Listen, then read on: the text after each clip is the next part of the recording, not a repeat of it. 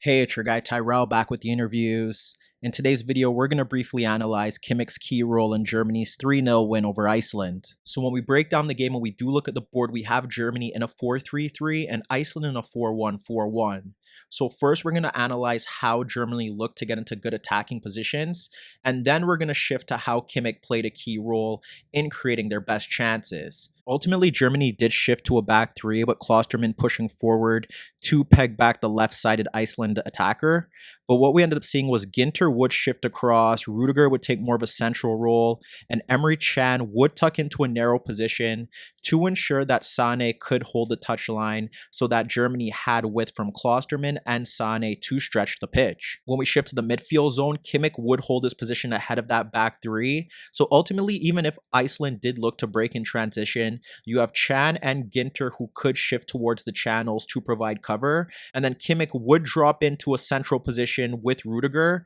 to ensure that Iceland couldn't penetrate the center of the pitch on the break. But in terms of going forward, you would see Gundogan in that pocket of space between the wide right-sided player and the right-sided shuttler, and he sits in that pocket of space ahead of Samsted to create a 2v1 with Sane. Chan's positioning did pull out the right-sided attacking wide player, and then that creates a gap to play balls into Sane, and if he does pull out Samsted, then Gundogan can make a run beyond Paulsen into an attacking zone. Sane either wanted to get into those 1v1s or he was looking to make runs in behind the right back, but that was how Germany's left side of the pitch operated. Gundogan could obviously drop in deeper to receive the ball in that gap, but he was looking to position himself higher up the pitch, and knowing that Can could pull out a marker, then that creates the opportunity to get Sane into good 1v1 situations or allow him to break in behind. Over on the right-hand side, like I said, Klostermann was pushing higher up the pitch to hold the width, and that meant that Havertz sat just ahead of Magnussen,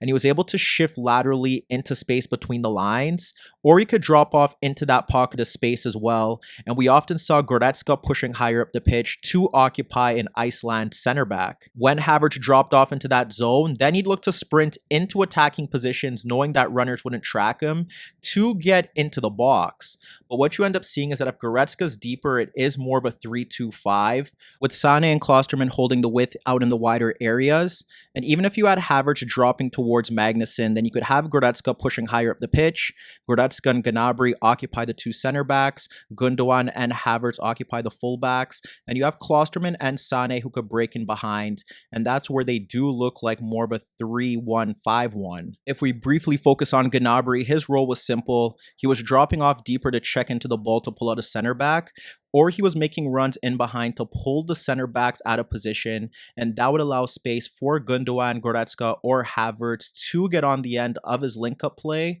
or get onto balls that are dropped into their path for the final finish. But as you can see, every player here had their role, and they were able to occupy the entire Iceland backline to create opportunities. Here you could see an example of Germany shifting to a 3-2-5 with Rudiger on the ball prepared to clip a diagonal ball out to Sane on the left touchline, while Gundogan and Havertz make runs between the center back and fullback gaps, and Gnabry occupies both center backs. If we look to another example, this is a good look at Germany's build-up shape with Rudiger preparing to shift the ball out to Sane once again, and we see Gundogan ahead of Samsted to create that 2v1, Gnabry and Goretzka ahead of the center backs, and Havertz moving laterally between the lines. Shortly after that, you could see Kimmich on the ball with Gundogan ahead of the midfield bank, Havertz and Goretzka breaking into gaps within the Iceland backline, and Gnabry checking into the ball between Samsted and Arneson. Here you could see Germany's 3-1-5-1 with Rudiger clipping a diagonal ball for Sane, with Gundogan occupying Samsted and Goretzka and Havertz in pocket of space. And lastly, here we see Kimmich on the ball ahead of the halfway circle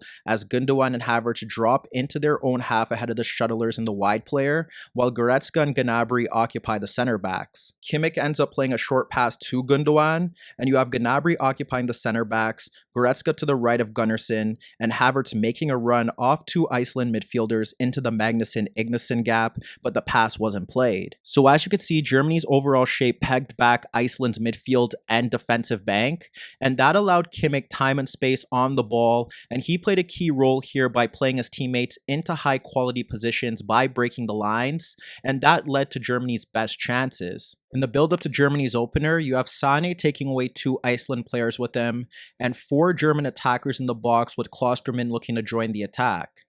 This allows Sane to drop the ball off to an unmarked Kimmich, and when he receives it, you have Gundogan and Klosterman looking to make runs in the box, Goretzka and Havertz occupying defenders, and Gnabry looking to break in behind. When Kimmich locates the run, Gnabry is able to pull the ball back across Ingesson, who tracks his run late, and he lays it off into the path of an unmarked Goretzka, who's able to fire the German side ahead. Shortly after that, it's Gundogan winning a loose ball, and look at the position of this German side. Kimmich is free, and Sane is also free towards the left touchline. When Gundogan drops the ball off to Kimmich, he's able to locate Sane's run behind Samsted, and what he ends up doing there is that he ends up playing the ball in behind the right back, but focus on Havertz's movement. Because when Kimmich plays that pass, Sane is able to break free in left half space, but Paulsen doesn't track the movement of Havertz, who's able to break towards the box, and as Sane could play the ball into Gnabry, he ends up pulling it back for the unmarked Havertz, who doubles Germany's lead. In the second half, we see Havertz dropping off the ball to Kimmich free in his own third, and what happens next is that Kimmich is now able to freely carry the ball towards the halfway line, and he doesn't get approached until Gunnarsson steps forward.